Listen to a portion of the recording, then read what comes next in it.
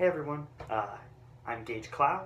I'm a student of global health at ASU with a minor in biology, and I'm here today to talk a little bit about HIV and HIV prevention. So, super fun topic, I know, but bear with me because there's some great information out there for you to have about HIV prevention. So, in this video, we're going to be talking about sex, and I know that that's an uncomfortable topic for some people to process and digest. So if at any point you feel uncomfortable or anything, I promise I'm not going to be offended if you click off the video, or if you feel any kind of reason to stop watching. I totally understand. Don't worry about it. Won't blame you. So before we start talking about the way that HIV is prevented, we need to talk about how it's transmitted in order to understand how we prevent it. So HIV is transmitted in three major ways. So first off, it's transmitted through sexual intercourse, be that between man and man, man and woman, woman and woman, or any such combinations of the genders. It's also transmitted through blood-to-blood contact, so that's the second one. That includes sharing of needles between injection drug users, as well as any kind of open wound contact between people.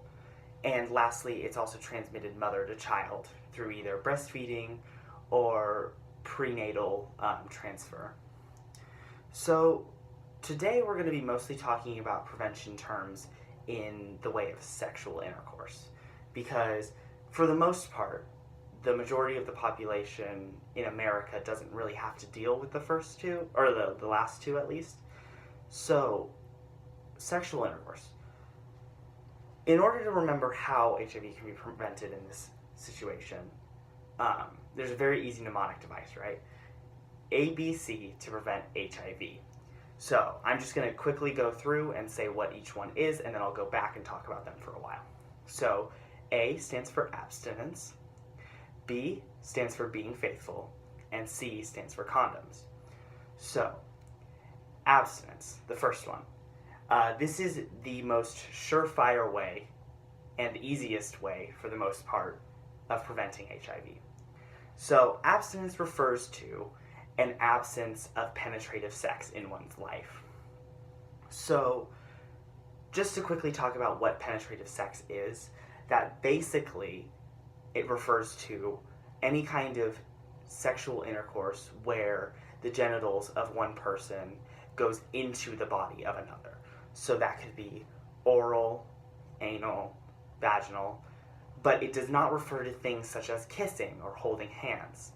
So that's the first one. That has a 100% success rate if practiced properly in terms of transmission through sexual intercourse. The second one is being faithful. So this might not be this isn't a religious term or anything, or cultural term. It's more of a scientific way of looking at things. So being faithful refers to two partners, or any number of partners, being in a closed relationship with no outside sexual activity and knowing each other's status surefire. In this situation, as long as there is trust and communication, there is also no chance for HIV transmission, because it's a closed party. There's no way of letting people in. The third way of preventing HIV, the C, is condoms. So condoms are a material used to stop the transmission of bodily fluids between bodies during sexual intercourse. So they can be bought in latex, or in the case of latex allergy, in other materials to prevent HIV transmission. However, natural animal skin condoms do not prevent HIV from transmitting. So, just to quickly go over that again, because I know I kind of covered a lot of information quickly. A refers to abstinence, which just means an absence of penetrative sex. B refers to being faithful, which is a closed relationship of any number of partners that all know each other's status. And C refers to using condoms. So, these three ABCs of HIV prevention can at any point be used in one's life to prevent HIV. So, for example, abstinence you can use that for a stretch of your life, but you don't have to use it all the time.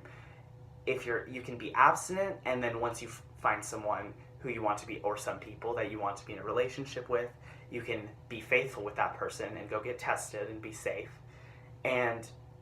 Or at any point you can use condoms if you're, not in a relationship or anything like that. So the ABCs of HIV are a great tool to use to just easily remember how to prevent HIV spreading. Thank you so much for listening, and have a good day.